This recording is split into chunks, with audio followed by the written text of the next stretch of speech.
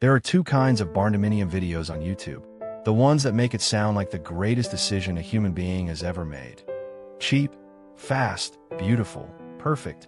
And the ones that make it sound like a financial disaster waiting to happen. Unloanable, uninsurable, unsellable. Both of those videos are lying to you. Not because the facts are wrong, because they're only giving you half of them.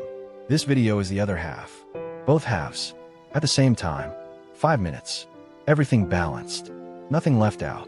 Let's go. Before we get into it, if you want home content that respects your intelligence and gives you the full picture instead of the comfortable half, subscribe to this channel right now. Stay until the verdict at the end, because the final thing I say about barndominiums is the one thing that will actually determine whether this is right for you. And it has nothing to do with square footage or steel prices. Let's start with the good news. Pro 1. The cost per square foot is genuinely lower. This one is real, with an important asterisk we'll get to on the other side.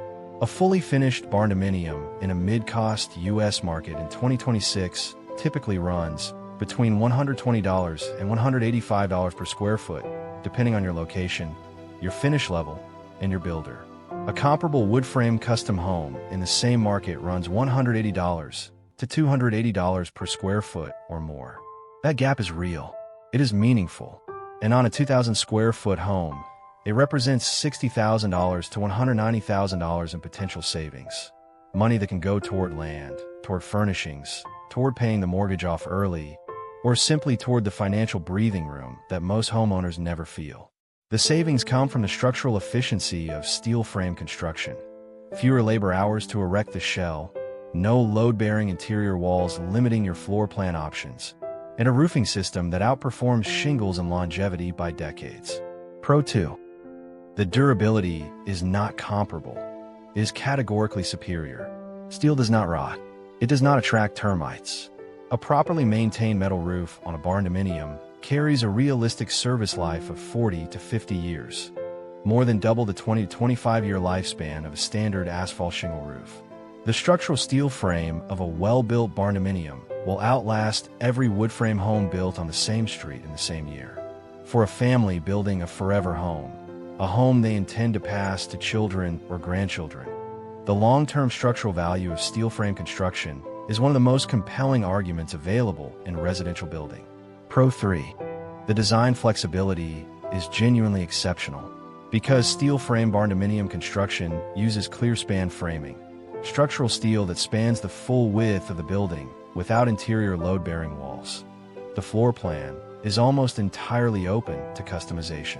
You are not working around structural columns or load-bearing partitions the way wood frame construction requires. Every interior wall is a choice, not a necessity. This means a barndominium can be laid out as a wide-open single space, a series of clearly defined rooms, a multi-wing compound, or anything in between, all from the same structural system. The design freedom that architects charge significant fees to find within the constraints of traditional construction is built into the barndominium's structural premise from the beginning. Pro 4. The energy efficiency potential is high when built correctly.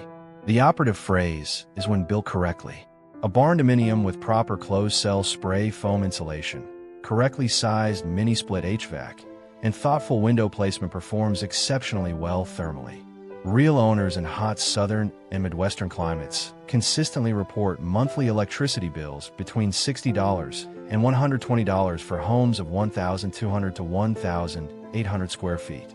That is a significant and permanent operating cost advantage over a comparable wood frame home that was not insulated to the same standard. Con 1. Financing is still a genuine obstacle.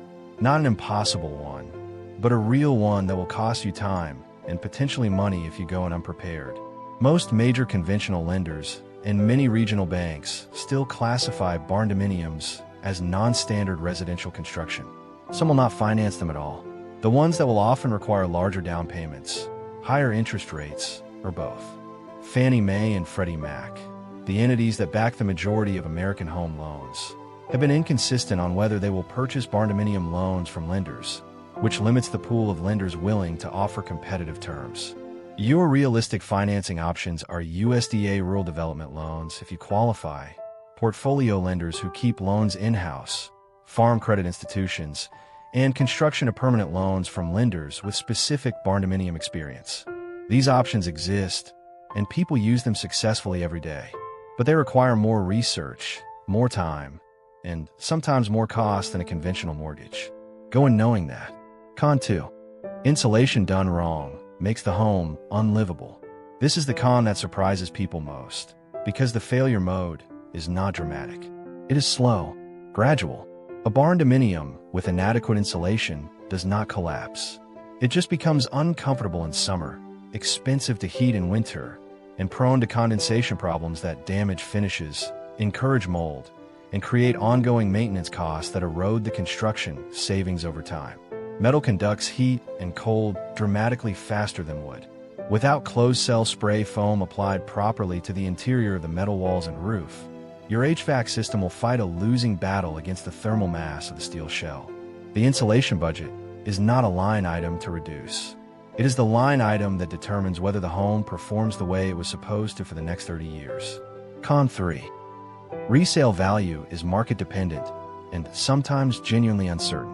In barndominium-friendly markets, rural Texas, Oklahoma, Tennessee, Missouri, Georgia, resale values are solid and improving. In markets where barndominiums are unusual, the resale pool is narrower. Appraisers struggle to find accurate comparables, and your home may appraise lower than what you pay to build it. This does not make a barndominium a bad investment. It makes it a context-dependent investment. If you are building a forever home in a market where barndominiums are understood and valued, the resale picture looks good.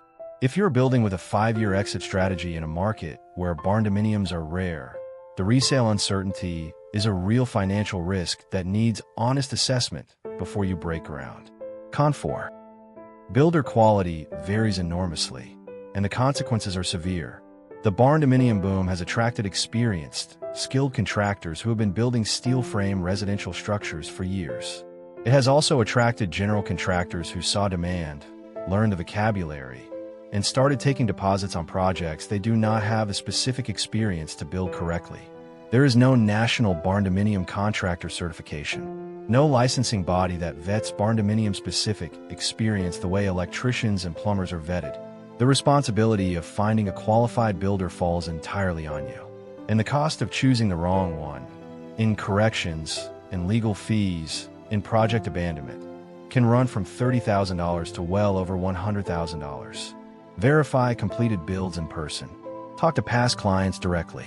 Check licensing with your state board. Confirm insurance.